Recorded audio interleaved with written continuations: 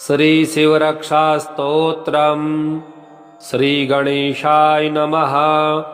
अस्य श्री शिवरक्षास्तोत्रमन्त्रस्य याज्ञवल्क्य ऋषिः श्री सदाशिवो देवता अनुष्टुप् छन्दः।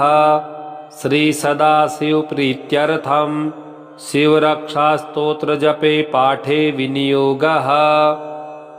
चरितं देवदेवस्य महादेवस्य पावनम् अपारं परमोदारं चतुर्वर्गस्य साधनं गौरीविनायकोपेतं पञ्चवक्त्रं त्रिनेत्रकं शिवं ध्यात्वा दशभुजं शिवरक्षां पठेन्नरः। गंगाधरः शिरः पातु भालम् अर्धेन्दुशेखरः। नयने मदनध्वंसी कर्णौ सर्पविभूषण। घ्राणं पातु पुरारातिः मुखं पातु जगत्पतिः। जिह्वां वागीश्वरः पातु कन्धरांसीति कन्धरः। श्रीकण्ठः पातु मे कण्ठं स्कन्धौ विश्वधुरन्धरः। भुजौ भूभारसंहर्ता करौ पातु पिनाकधृक्। हृदयं शङ्करः पातु जठरं गिरिजापतिः। नाभिं मृत्युञ्जयः पातु कटिव्याघ्राजिनाम्बरः। शक्तिनी पातु दीनार्त शरणागतवत्सलः। उरुमहेश्वरः पातु जानुनी जगदीश्वरः। जङ्घे पातु जगत्कर्ता गुल्फौ पातु गणाधिपः। चरणौ करुणासिन्धुः सर्वाङ्गानि सदाशिवः। एतां शिवबलोपेतां रक्षां यः सुकृती पठेत् स्वभुक्त्वा सकलान् कामान् शिवसायुज्यमाप्नुयात्। ग्रहभूतपिशाचाद्यैस्त्रैलोक्ये विचरन्ति ये दूरादासु पलायन्ते शिवनामाभिरक्षणात्। अभयङ्करनामेदं कवचं पार्वतीपतेः। भक्त्या विभर्ति यः कण्ठे तस्य वश्यं जगत्त्रयम्। इमां नारायणः स्वप्ने शिवरक्षां यथा दिशत्।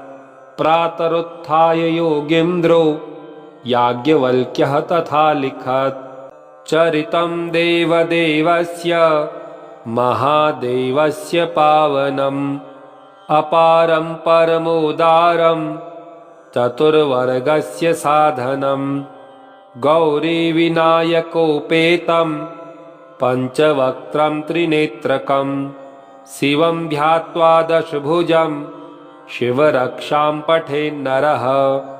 गंगाधरः शिरः पातु भालम् अर्धेन्दुशेखरः। नयने मदनध्वंसी कर्णौ सर्पविभूषण। घ्राणं पातु पुरारातिः मुखं पातु जगत्पतिः। जिह्वां वागीश्वरः पातु कन्धरांसीति कन्धरः। श्रीकण्ठः पातु मे कण्ठं स्कन्धौ विश्वधुरन्धरः।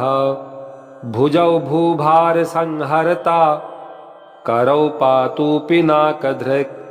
हृदयं शङ्करः पातु जठरं गिरिजापतिः। नाभिं मृत्युञ्जयः पातु कटिव्याघ्राजिनाम्बरः। शक्तिनी पातु दीनार्त शरणागतवत्सलः। उरुमहेश्वरः पातु जानुनी जगदीश्वरः। जङ्घे पातु जगत्कर्ता गुल्फौ पातु गणाधिपः। चरणौ करुणासिन्धुः सर्वाङ्गानि सदाशिवः। एतां शिवबलोपेतां रक्षां यः सुकृती पठेत् स्वभुक्त्वा सकलान् कामान् शिवसायुज्यमाप्नुयात्।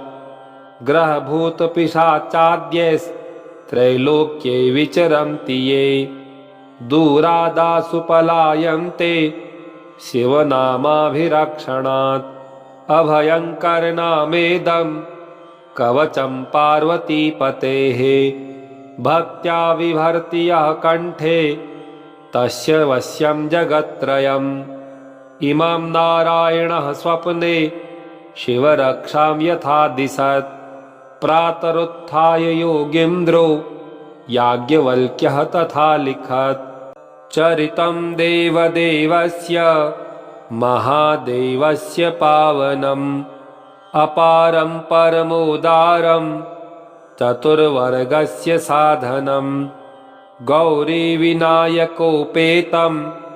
पञ्चवक्त्रं त्रिनेत्रकं शिवं ध्यात्वा दशभुजं शिवरक्षां पठेन्नरः गङ्गाधरः शिरः पातु भालम् अर्धेन्दुशेखरः नयने मदनध्वंसी कर्णौ सर्पविभूषण घ्राणं पातु पुरारातिः मुखं पातु जगत्पतिः जिह्वां वागीश्वरः पातु कन्धरांसीति कन्धरः श्रीकण्ठः पातु मे कण्ठं स्कन्धौ विश्वधुरन्धरः भुजौ भूभारसंहर्ता करौ पातु पिनाकधृक् हृदयं शङ्करः पातु जठरं गिरिजापतिः नाभिं मृत्युञ्जयः पातु कटिव्याघ्राजिनाम्बरः शक्तिनी पातु दीनार्त शरणागतवत्सलः उरुमहेश्वरः पातु जानुनी जगदीश्वरः जङ्घे पातु जगत्कर्ता गुल्फौ पातु गणाधिपः चरणौ करुणासिन्धुः सर्वाङ्गानि सदाशिवः एतां शिवबलोपेतां रक्षां यः सुकृती पठेत् स्वभुक्त्वा सकलान् कामान् शिवसायुज्यमाप्नुयात् ग्रहभूतपिशाचाद्यैस्त्रैलोक्ये विचरन्ति ये दूरादासु पलायन्ते शिवनामाभिरक्षणात् अभयङ्करनामेदं कवचं पार्वतीपतेः भक्त्या बिभर्ति यः कण्ठे तस्य वश्यं जगत्त्रयम् इमं नारायणः स्वप्ने शिवरक्षां यथा दिशत् प्रातरुत्थाय योगीन्द्रो याज्ञवल्क्यः तथा लिखत् चरितं देवदेवस्य महादेवस्य पावनम् अपारं परमोदारं चतुर्वर्गस्य साधनम् गौरीविनायकोपेतं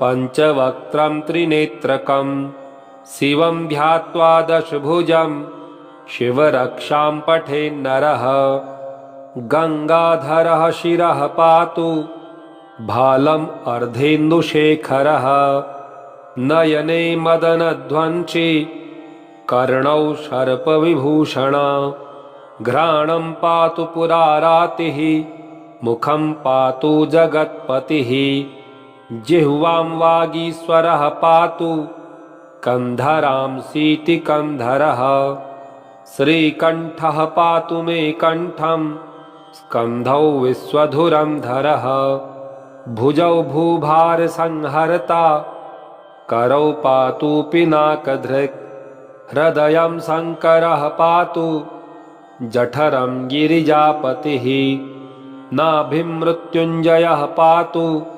कटिव्याघ्राजिनाम्बरः शक्तिनी पातु दीनार्त शरणागतवत्सलः उरुमहेश्वरः पातु जानुनी जगदीश्वरः जङ्घे पातु जगत्कर्ता गुल्फौ पातु गणाधिपः चरणौ करुणासिन्धुः सर्वाङ्गानि सदाशिवः एतां शिवबलोपेतां रक्षाम्यः सुकृती पठेत् स्वभुक्त्वा सकलान् कामान् शिवसायुज्यमाप्नुयात् ग्रहभूतपिशाचाद्यैस्त्रैलोक्ये विचरन्ति ये दूरादासु पलायन्ते शिवनामाभिरक्षणात् अभयङ्करनामेदं कवचं पार्वतीपतेः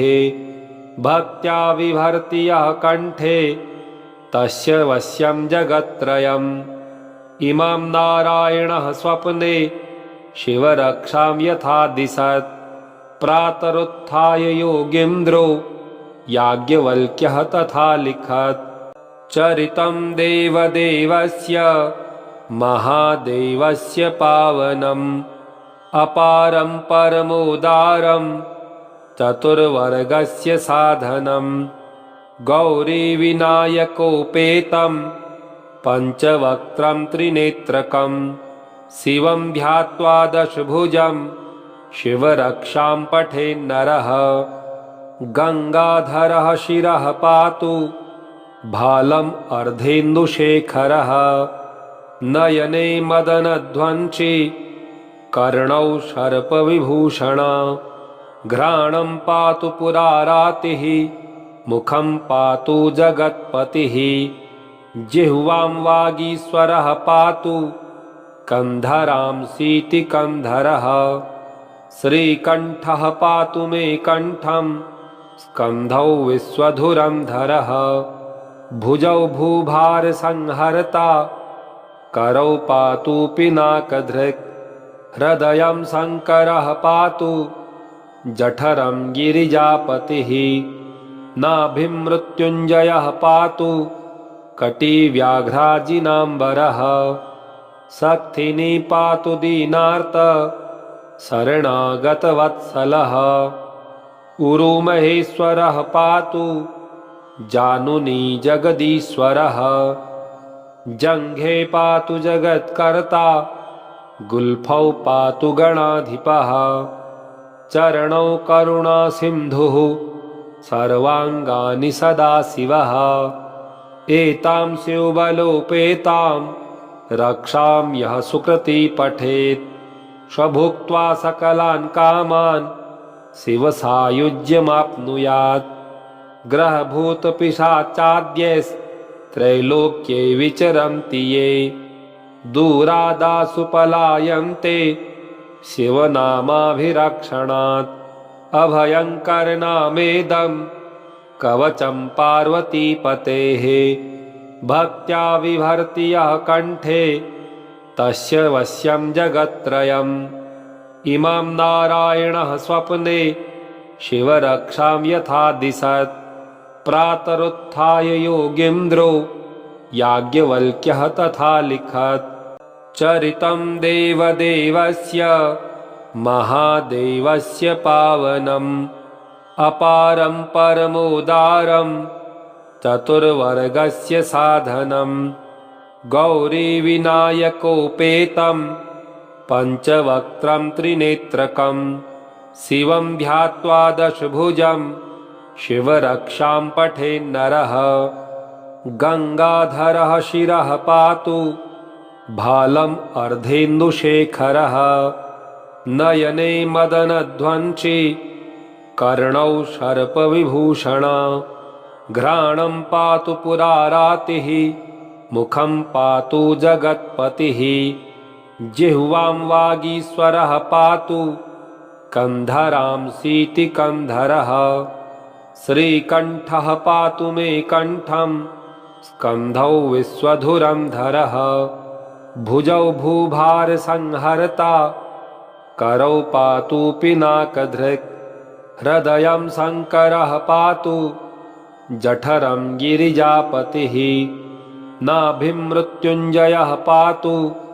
कटिव्याघ्राजिनाम्बरः शक्तिनी पातु दीनार्त शरणागतवत्सलः उरुमहेश्वरः पातु जानुनी जगदीश्वरः जङ्घे पातु जगत्कर्ता गुल्फौ पातु गणाधिपः चरणौ करुणासिन्धुः सर्वाङ्गानि सदाशिवः एतां शिवबलोपेतां रक्षां यः सुकृती पठेत् स्वभुक्त्वा सकलान् कामान् शिवसायुज्यमाप्नुयात् ग्रहभूतपिशाचाद्यैस्त्रैलोक्ये विचरन्ति ये दूरादासु पलायन्ते शिवनामाभिरक्षणात् अभयङ्करनामेदं कवचं पार्वतीपतेः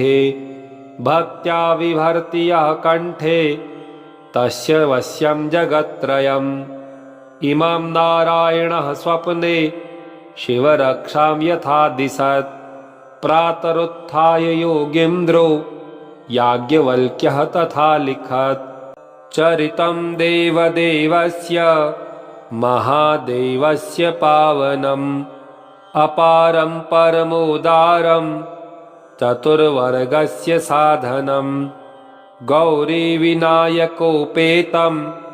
पञ्चवक्त्रं त्रिनेत्रकं शिवं ध्यात्वा दशभुजं शिवरक्षां पठेन्नरः गङ्गाधरः शिरः पातु भालम् अर्धेन्दुशेखरः नयने मदनध्वंसी कर्णौ सर्पविभूषणा घ्राणं पातु पुरारातिः मुखं पातु जगत्पतिः जिह्वां वागीश्वरः पातु कन्धरांसीति कन्धरः श्रीकण्ठः पातु मे कण्ठं स्कन्धौ विश्वधुरन्धरः भुजौ भूभारसंहर्ता करौ पातु पिनाकधृक् हृदयं शङ्करः पातु जठरं गिरिजापतिः नाभिं मृत्युञ्जयः पातु कटिव्याघ्राजिनाम्बरः शक्तिनी पातु दीनार्त शरणागतवत्सलः उरुमहेश्वरः पातु जानुनी जगदीश्वरः जङ्घे पातु जगत्कर्ता गुल्फौ पातु गणाधिपः चरणौ करुणासिन्धुः सर्वाङ्गानि सदाशिवः एतां शिवबलोपेतां रक्षां यः सुकृती पठेत् स्वभुक्त्वा सकलान् कामान् शिवसायुज्यमाप्नुयात् ग्रहभूतपिशाचाद्यैस्त्रैलोक्ये विचरन्ति ये दूरादासु पलायन्ते शिवनामाभिरक्षणात् अभयङ्करनामेदं कवचं पार्वतीपतेः भक्त्या बिभर्ति यः कण्ठे तस्य वश्यं जगत्त्रयम् इमं नारायणः स्वप्ने शिवरक्षां यथा दिशत् प्रातरुत्थाय योगीन्द्रो याज्ञवल्क्यः तथा लिखत् चरितं देवदेवस्य महादेवस्य पावनम् अपारं परमोदारं चतुर्वर्गस्य साधनम् गौरीविनायकोपेतं पञ्चवक्त्रं त्रिनेत्रकं शिवं ध्यात्वा दशभुजं शिवरक्षां पठेन्नरः गङ्गाधरः शिरः पातु भालम् अर्धेन्दुशेखरः नयने मदनध्वंसी कर्णौ सर्पविभूषणा घ्राणं पातु पुरारातिः मुखं पातु जगत्पतिः जिह्वां वागीश्वरः पातु कन्धरांसीति कन्धरः श्रीकण्ठः पातु मे कण्ठं स्कन्धौ विश्वधुरन्धरः भुजौ भूभारसंहर्ता करौ पातु पिनाकधृक् हृदयं शङ्करः पातु जठरं गिरिजापतिः नाभिं मृत्युञ्जयः पातु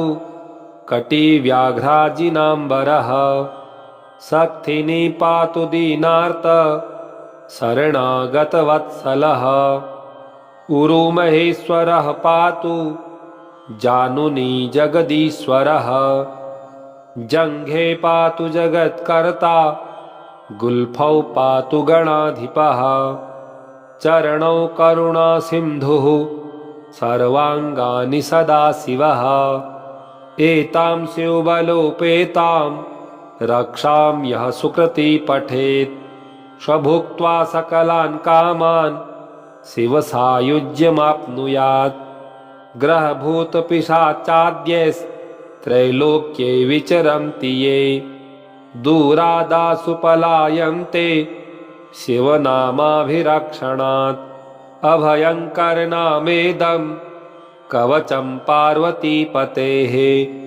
भक्त्या विभर्ति यः कण्ठे तस्य वश्यं जगत्त्रयम् इमां नारायणः स्वप्ने शिवरक्षां यथा दिशत् प्रातरुत्थाय योगीन्द्रो याज्ञवल्क्यः तथा लिखत् चरितं देवदेवस्य महादेवस्य पावनम् अपारं परमोदारं चतुर्वर्गस्य साधनम् गौरीविनायकोपेतं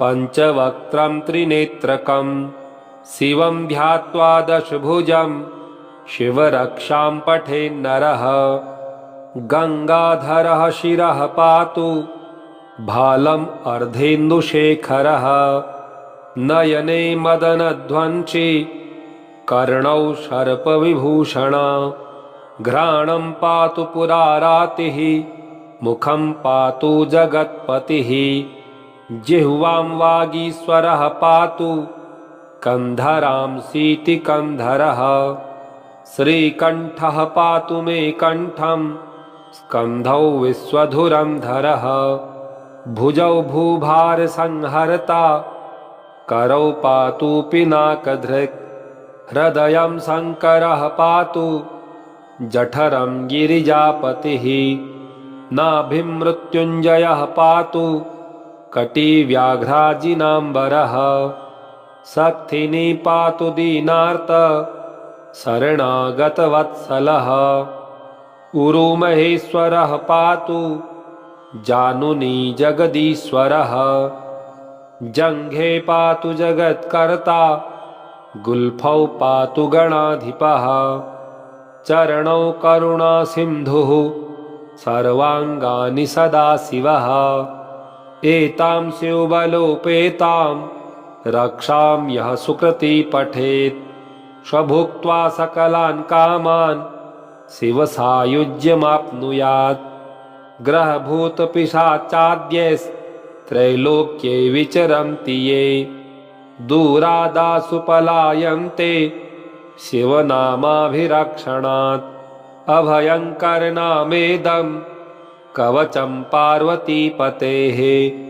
भक्त्या विभर्ति यः कण्ठे तस्य वश्यं जगत्त्रयम् इमां नारायणः स्वप्ने शिवरक्षां यथा दिशत् प्रातरुत्थाय योगीन्द्रो याज्ञवल्क्यः तथा लिखत् चरितं देवदेवस्य महादेवस्य पावनम् अपारं परमोदारं चतुर्वर्गस्य साधनम् गौरीविनायकोपेतं पञ्चवक्त्रं त्रिनेत्रकं शिवं ध्यात्वा दशभुजं शिवरक्षां पठेन्नरः गङ्गाधरः शिरः पातु भालम् अर्धेन्दुशेखरः नयने मदनध्वंसी कर्णौ सर्पविभूषणा घ्राणं पातु पुरारातिः मुखं पातु जगत्पतिः जिह्वां वागीश्वरः पातु कन्धरांसीति कन्धरः श्रीकण्ठः पातु मे कण्ठं स्कन्धौ विश्वधुरन्धरः भुजौ भूभारसंहर्ता करौ पातु पिनाकधृक् हृदयं शङ्करः पातु जठरं गिरिजापतिः नाभिं मृत्युञ्जयः पातु कटिव्याघ्राजिनाम्बरः शक्तिनी पातु दीनार्त शरणागतवत्सलः उरुमहेश्वरः पातु जानुनी जगदीश्वरः जङ्घे पातु जगत्कर्ता गुल्फौ पातु गणाधिपः चरणौ करुणासिन्धुः सर्वाङ्गानि सदाशिवः एतां शिवबलोपेतां रक्षां यः सुकृती पठेत् स्वभुक्त्वा सकलान् कामान् शिवसायुज्यमाप्नुयात् ग्रहभूतपिशाचाद्यैस्त्रैलोक्ये विचरन्ति ये दूरादासु पलायन्ते शिवनामाभिरक्षणात् अभयङ्करनामेदं कवचं पार्वतीपतेः भक्त्या बिभर्ति यः कण्ठे तस्य वश्यं जगत्त्रयम् इमां नारायणः स्वप्ने शिवरक्षां यथा दिशत् प्रातरुत्थाय योगीन्द्रो याज्ञवल्क्यः तथा लिखत् चरितं देवदेवस्य महादेवस्य पावनम् अपारं परमोदारं चतुर्वर्गस्य साधनं गौरीविनायकोपेतं पञ्चवक्त्रं त्रिनेत्रकं शिवं ध्यात्वा दशभुजं शिवरक्षां पठेन्नरः गङ्गाधरः शिरः पातु भालम् अर्धेन्दुशेखरः नयने मदनध्वंसी कर्णौ सर्पविभूषणा घ्राणं पातु पुरारातिः मुखं पातु जगत्पतिः जिह्वां वागीश्वरः पातु कन्धरांसीति कन्धरः श्रीकण्ठः पातु मे कण्ठं स्कन्धौ विश्वधुरन्धरः भुजौ भूभारसंहर्ता करौ पातु पिनाकधृक् हृदयं शङ्करः पातु जठरं गिरिजापतिः नाभिं मृत्युञ्जयः पातु कटिव्याघ्राजिनाम्बरः शक्तिनी पातु दीनार्त शरणागतवत्सलः उरुमहेश्वरः पातु जानुनी जगदीश्वरः जङ्घे पातु जगत्कर्ता गुल्फौ पातु गणाधिपः चरणौ करुणासिन्धुः सर्वाङ्गानि सदाशिवः एतां शिवबलोपेतां रक्षां यः सुकृती पठेत् स्वभुक्त्वा सकलान् कामान् शिवसायुज्यमाप्नुयात् ग्रहभूतपिशाचाद्यैस्त्रैलोक्ये विचरन्ति ये दूरादासु पलायन्ते शिवनामाभिरक्षणात् अभयङ्करनामेदं कवचं पार्वतीपतेः भक्त्या बिभर्ति यः कण्ठे तस्य वश्यं जगत्त्रयम् इमां नारायणः स्वप्ने शिवरक्षां यथा दिशत् प्रातरुत्थाय योगीन्द्रो याज्ञवल्क्यः तथा लिखत् इति श्री याज्ञवल्क्य प्रोक्तं श्री शिवरक्षास्तोत्रं श्री शिवार्पणमस्तु। ओम श्री शाम्ब सदाशिवाय नमः।